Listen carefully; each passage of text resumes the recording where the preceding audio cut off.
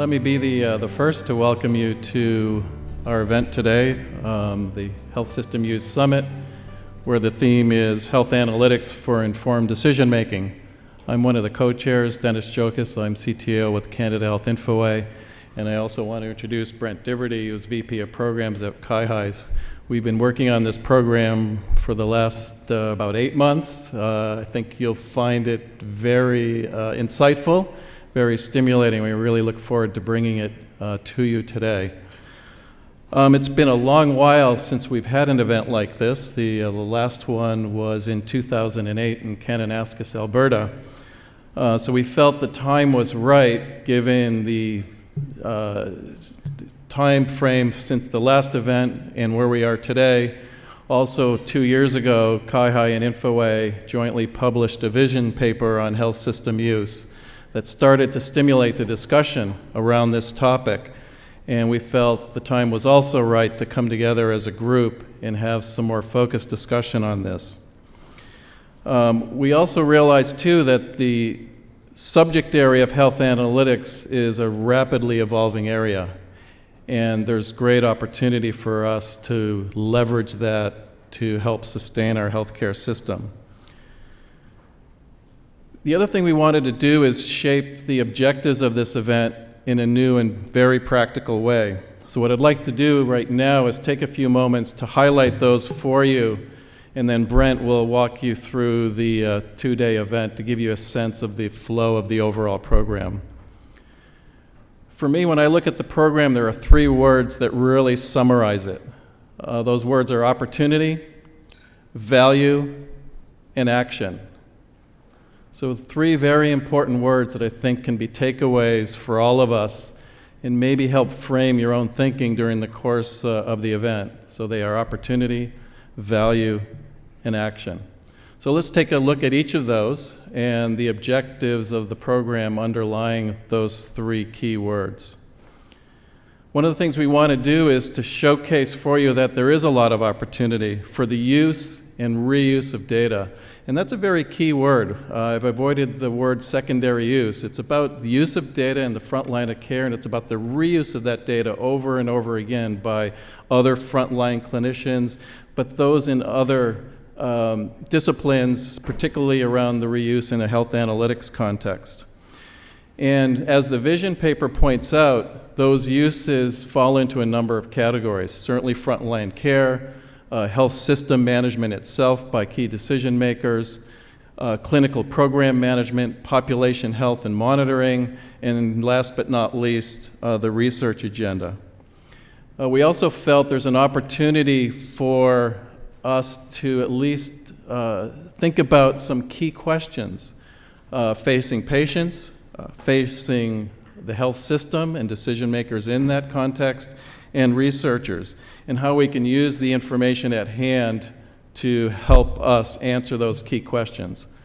Which leads to the next key word around value, which is probably the most important theme we want to bring forward in the context of this summit. We truly believe there is a business value or a return on investment for more investment in health analytics. And what we wanted to do over these next 2 days is showcase that value proposition. So in a sense, we can put it in the front window and earn the right for more investment in this particular discipline. And then last but not least, it's about action. We want this event to be one where we identify actions, but more importantly, when we leave here, to take action. One of the things we didn't want to do was for this just to be another event where we just talked and shared lessons learned and best practices and then walked away without an actionable plan at hand. So as you'll see in a moment, the last panel is very important in help defining that path forward. So to that end, we want to build that case for more action in the policy areas and research and solution development and diffusion throughout the Canadian healthcare system on the use of this data in the health analytics category. So one of the ways I like to think of that action theme is, what will we do differently on Monday morning? What actions will we undertake as decision makers? What actions will we undertake as clinicians? What actions will we undertake as users of this information? when we're viewing it and slicing and dicing it in various visualization tools. And then last but not least, what actions will our suppliers of these solutions take to help us bring viable solutions to the Canadian context? So just to recap, 3 key words: opportunity, value, and action. Hopefully you can use those to frame your thinking throughout the next 2 days. So let me turn it over to Brent, who's going to walk you through the overall program and introduce our first speakers. Brent? Thanks, Dennis, and good afternoon, everyone. I too am really excited about this event. I can't believe it's actually here after the many months that we've spent planning it. I'm also particularly excited about all of you being here and who's in the crowd. I think we aim to assemble a group of leaders from the health system, from the research community, from the clinical community, from the government community, policy community, et cetera, and I think we've really done that. So I'm tempted to, like the host of the Oscars does, sort of wander around and point out who's here, but I think you want to get to the program, so I'll spare you that. But in the printed program, there's a list of attendees, and I invite you to have a look at those. So we've structured the 2-day event to be insightful and thought-provoking, but also to be somewhat confronting as well. We aimed for you to come away with from this 2-day event with a better sense of where we are around the use and reuse of data for decision-making and health analytics. But more importantly, what still needs to be done. And there certainly is a sentiment that there is quite a bit to be done if we truly want to realize the benefit and the value of all the data that's being created through digital health, to turn that into information for decision-making.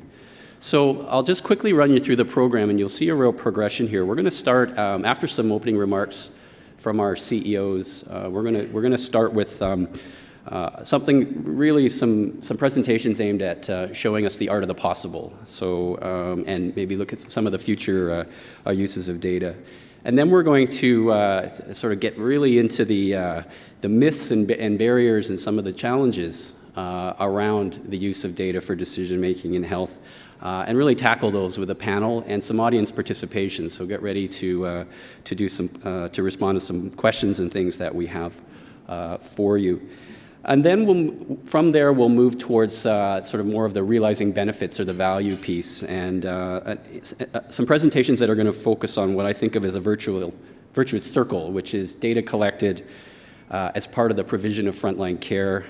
That data is taken and used for program and health system management to support policy making and decision making, and to support health system and policy research and clinical research, which then feeds back into better frontline care, better outcomes for people, and you really get that reinforcing circle. So a great presentation around that.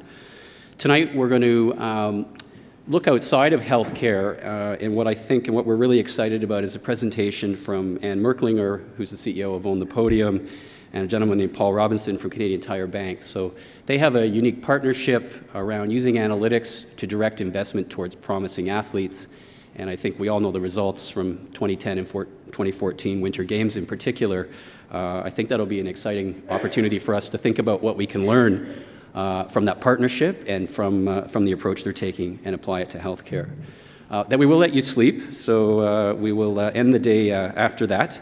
And tomorrow we move into some what we're calling semi-plenaries. We've got 3 of those where we'll take a deeper dive on some of the important elements that make this whole value chain work. So one of them will focus on data creation, the supply side of acquiring data. There'll be one around methods that's basically the process of turning data into information for decision making, and a third one that looks at dissemination, data display, et cetera. And so you'll be able to pick one of those. But don't worry, if you want to go to more than one, we will record them, and we'll record all the sessions, so you'd be able to watch them later. And we'll have a report back from each of those at the end. And then we're going to come back together for a plenary with another organization that works outside of healthcare, but that has a wellness and performance angle to it. Travis McDonough, who's the CEO and founder of Kinduct Technologies out of Halifax, will share with us how they're using behavioral data captured with sensors and other types of information to encourage wellness in organizations, performance in sports teams, et cetera. And he brings a very interesting and positive message. And then finally, our last panel is the path forward. And we're going to bring back moderators from other parts of the event and some other speakers to really deconstruct and synthesize what they've heard through the program and to consider a plan of action for health analytics and health system use in Canada. Ideally, and I suppose this is my request to that panel, is with a to-do list for the various stakeholder constituencies that are here and represented. So what can health system leaders do? What can governments and policymakers do? What can the research community do? What can the clinical community do? What can the private sector, the technology sector do, et cetera? I think that's really important. And we'll close with the CIO of Beth Israel Deaconess Health System, John Halamka, who has many hats in this. He's a clinician, an administrator of a multifaceted facility. He's also a caregiver with a very personal story to tell about a patient experience. And at the end, as I said, we hope that you'll have a better sense of where we're at, but more importantly, what needs to be done. Now, we didn't put this program together alone. We had a lot of help, and so I did want to recognize our program committee. We have Verna Yu from Alberta Health Services, Anna Greenberg from Health Quality Ontario, Robin Tamblin from CIHR, Denny Roth from INES, Stéphane Robichaud from New Brunswick Health Council, Greg Horn from SAS, Yoella Robbins-Paradise from Providence Healthcare in Vancouver, Christine Grimm from Nova Scotia Health, Carolyn Hike from CIHI, and Jennifer Zellmer from Infoway. We also had a tremendous amount of help and support from Shannon Bick at Infoway, and Chapman, Melanie Jose Davidson, Lisa Nowlin, and Arlene Mercer from CIHI. So a few more housekeeping items before we get started. The first thing is, and I'm just going to send this tweet that I wrote before we started, because it says I'm tweeting from the stage. Okay. Whoops, I have too many characters. Can't believe I flubbed it. Okay, so I've sent the tweet. Our hashtag is HSU Summit 16. We have a Twitter wall outside. There's a Facebook page, and we'd encourage you to tweet and retweet from the event. We'll also just give you a brief sense of some of the outputs of the summit, because they're important as well. You will see in the back corner Lisa Sorsa from ThinkLink Graphics, and she's, give us a wave, Lisa. So she's starting to graphically depict what she's hearing and what she's observing. And we're going to have one of these storyboards completed for each of the sessions of the conference, and they will be part of the artifacts and the outputs of the summit. We'll also be recording the sessions, as I mentioned, and we'll put those online, and we'll be doing some interviews, so we'll be looking to some of you perhaps to provide some commentary on what you're seeing, on what you're hearing. All of that will be online afterwards, as well as a summary report from the event.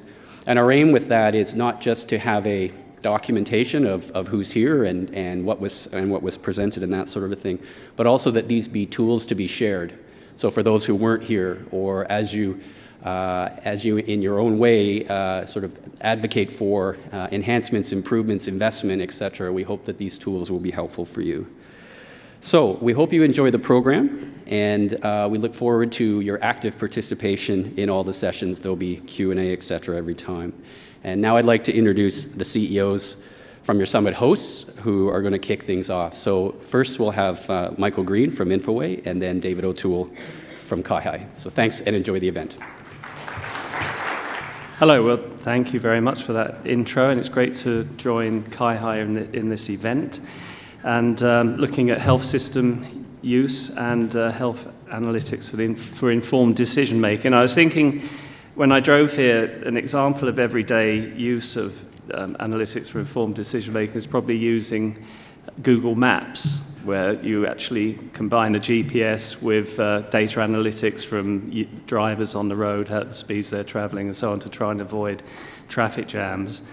And there's another version of that called Waze, which some of you may know, which even tells you where the police are.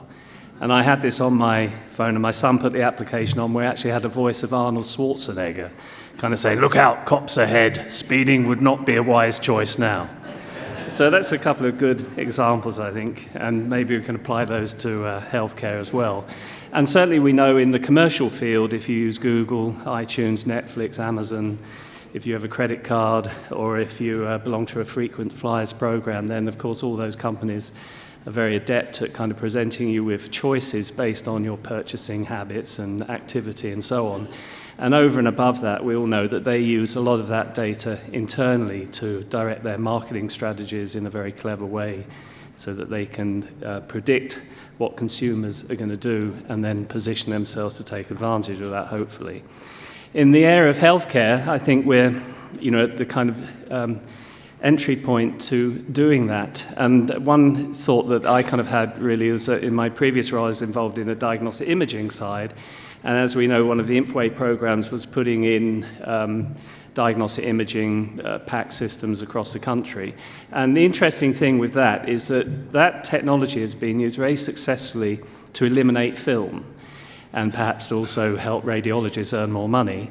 But what it hasn't done so much of is kind of taken that data, which is a tremendous amount of data is being gathered on diseases or images and so on, and really using that data in a kind of smart analytics way.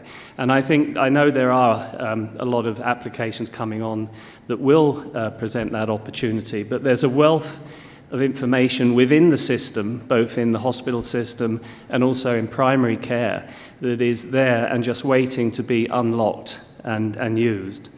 One of the recent demonstration projects we did with Public Health Ontario was used to kind of aggregate test data across the 35 different public health units in the province. And what they did is that they used lab test data, and they were able to look at more effective treatment and screening protocols for treating drug-resistant gonorrhea.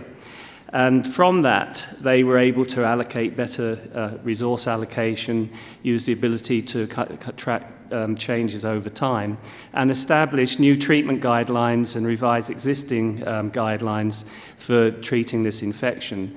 And so that was done in months rather than years. So I think that's just one example of how data can help. And over the next day and a half, we're going to hear about many more examples of what analytics can achieve within and outside of the health industry. The program co-chairs, Brent Diverty, Dennis Giokis, have done a great job developing a really good agenda. I think it's going to be very thought-provoking, and I'm sure you're all looking forward, as I am, to the dialogue that's going to happen over the next couple of days.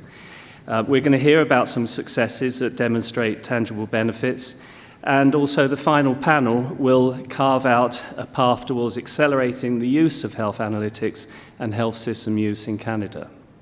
We're very pleased to co-host this summit with CIHI, and we've done a lot of collaboration with CIHI over a number of initiatives, and health system use is one that has been going on since 2008. And that came out of a priority from a health information summit in Alberta. And since then, we're working with the jurisdictions and stakeholders together with CIHI to try and advance this agenda. And in 2013, we collaborated on a paper about HSU, which was a vision for health system use of data in Canada. It's available on the websites of both organisations, and that was also endorsed by the Conference of Deputy Ministers. That paper described how better secondary use of health data can provide the answers that we need to improve patient experiences and also support frontline care providers whilst protecting the privacy and the confidentiality of patients. This can help build a much more effective, efficient system that will help to serve us well into the future, we hope. So basically, what's changed and what hasn't changed since that vision paper was published? What hasn't changed, unfortunately, as we hear in some other areas, is that Canada still seems to be lagging behind some other countries in health system use and analytics. We're not making the best use of the data that we've got available to us up until now. Another thing that hasn't changed is that we're always going to need good information to effectively manage the health system and the resources, the finite resources that are at control. There are a number of sources of health data that have been used to support decision-making over the years, and many of these traditional sources, such as hospital information systems, medical billing systems, are still valid. What is changing is that more and more physicians and other healthcare providers have been converting their paper-based systems into electronic systems, such as EMRs or electronic medical records. New solutions that Infoway has invested in, such as telehome care, for example, for chronic obstructive pulmonary disease and also for congestive heart failure, are beginning to produce new data as well, worthy of analysis. And as this conversion to electronic records continues, the next steps are to integrate data across the healthcare continuum, securely share this data, analyze it, and use it, importantly, to inform decisions. We strongly believe we need more analytics at the front line of care, both within those systems and analyzing data extracted from them into data marts. We're asking our clinicians to capture data of high quality for analytics, such as alerts and reminders and clinical decision support services, and they need to get direct value from those efforts to help them deliver better outcomes, safer care, and enable efficiencies within their workflow. So why more analytics? Because by leveraging and better understanding these rich new sources of information, we'll be able to achieve the best possible health for Canadians, the highest quality care, and as a sustainable, more efficient health system, we deserve it. Customers, patients, and citizens deserve a better system. So how can Canada Health Infoway also fit into this picture? As you probably know, our vision is healthier Canadians through innovative digital solutions. And over the past few years, we've been increasingly turning our focus onto those who are at the point of service delivery, the patients and also their families and caregivers.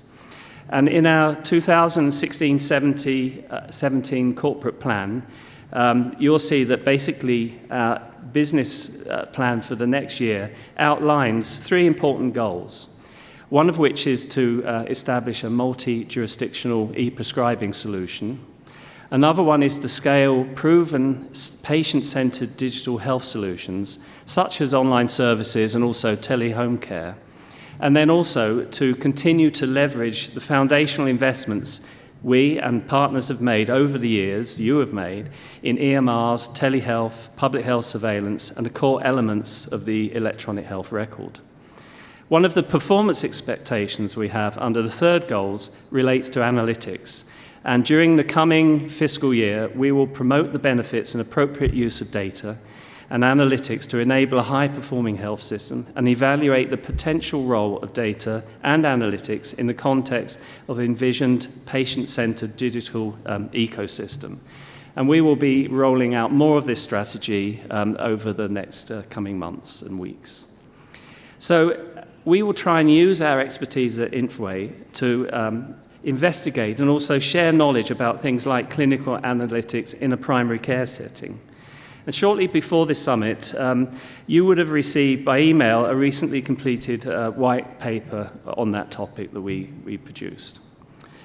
So that paper looks at the potential for physicians to derive clinical value from their EMRs to gain insights about the patients in their practice, as well as at the regional and also the jurisdictional levels.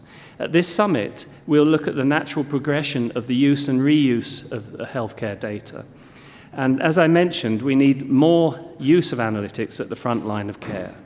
We also recognize that data can be used and reused over and over for informed decision-making and clinical program management. And then for health system management, population and public health monitoring, and finally, for health research.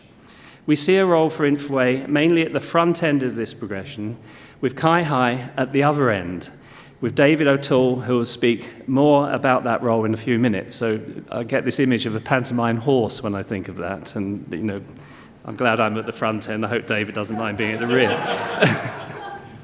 But we need good information to make good decisions, and we're getting that now as more physicians are linked to their EMRs. Analytics can provide us with better information to make better decisions. not only in the primary care settings, but throughout every stage. We need to invest more so we can realize these tangible benefits of analytics, and I look forward to hearing from our final panel, which will help us identify an actionable path forward. The timing for this summit couldn't be better. With more electronic systems in use and advances being made in clinical interoperability, it's time to focus on how we can make better use of analytics.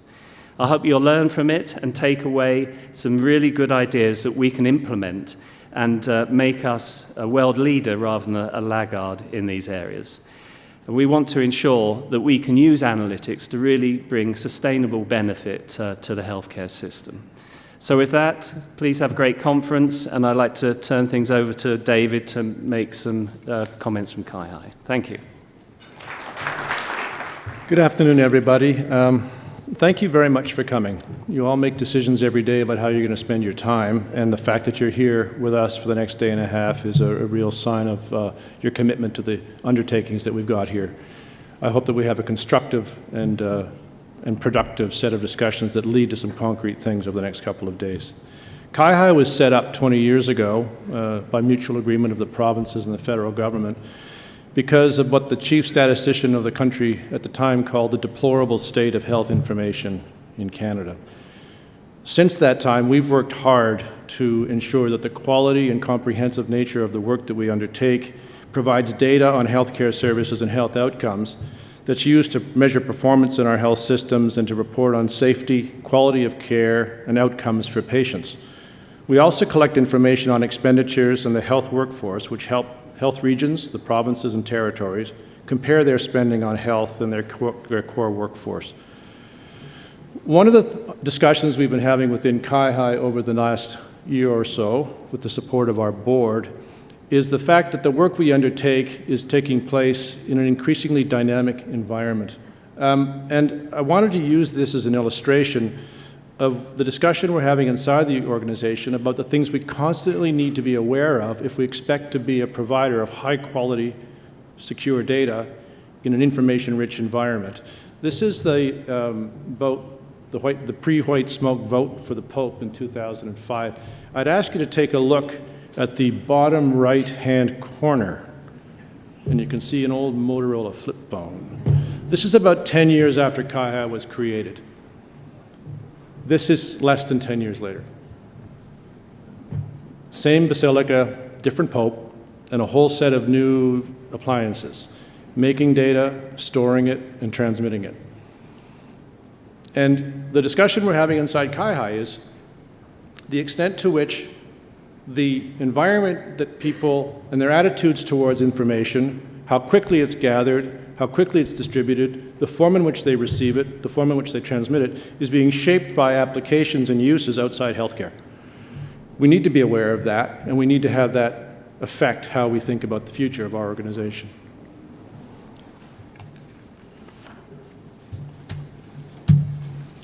Enough of the folks. So with that in mind, the discussion with our board over the last year has been, how do we move from what we have been executing for the last 10 or 15 years, which was the collection of data that would give us a better sense of what is going on in the system, but recognizing that knowing that isn't sufficient for the future of the decisions that have to be made across healthcare in the country. The data is only useful if it's used to intervene and change practices. With that in mind, the board approved a new mandate for us, which emphasizes our commitment to working with all of you in this room to accelerate improvements in system performance and transform care across the continuum through comparable, actionable information. And across the continuum is going to have its challenges. The state of our acute care information in the country now is not as deplorable as it was 20 years ago. The state of our home care data pretty much is. We have many things to undertake with respect to our collaborations with you in the future. As Michael noted, we've worked and collaborated with our organizations, CIHI and Infoway, for several years now to advance health system use of data. And in his remarks, he made a good case for the better use of analytics at the front end in clinical practice. What I'd like to do is emphasize the unsurprising statement that analytics are equally important to manage the system and to inform health policies. And ideally, that can be done by collecting it once in a clinical setting and used multiple times for not just primary but secondary uses as well. I'd like to just take you through an illustration of why there's a certain immediacy to our ability to improve the use of analytics and to ensure that we take full advantage of the information that's at our disposal to strengthen our healthcare systems. You're all more familiar than I am with the fact that our performance along the three dimensions of the triple aim is deteriorating. When we compare ourselves to OECD countries, we find that our population health measures have been slipping. Canada's life expectancy used to top the international rankings, and over the last few decades, that has gradually eroded. Other measures of mortality tell us that 1/3 of death of Canadians younger than 75 are from preventable causes.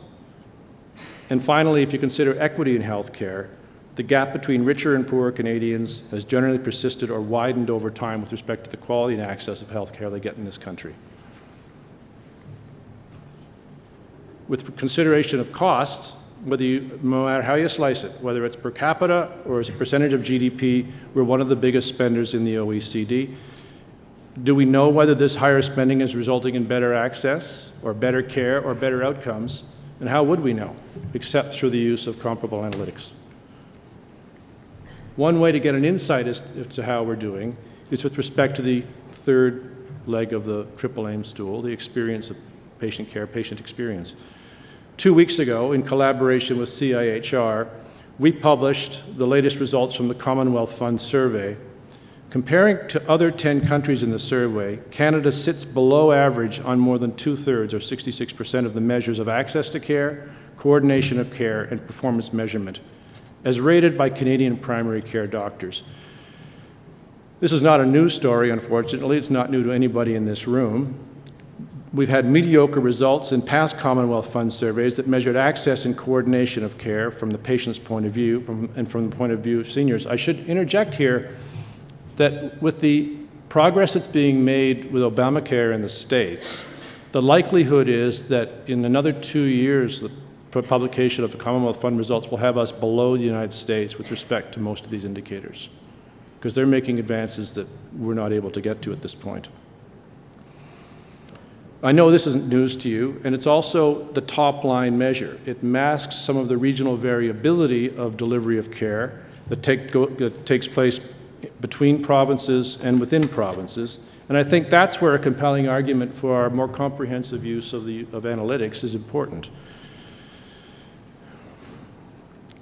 Over the next 2 days, we're going to be talking about how we can uncover where innovation is taking place, where best practices are taking place within the country through the use of analytics.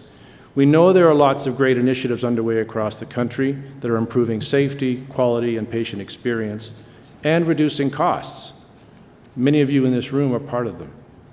What we need to be able to do is identify what's working and how to scale it and spread those successes. Actionable information and analytics at a system level are critical to that process.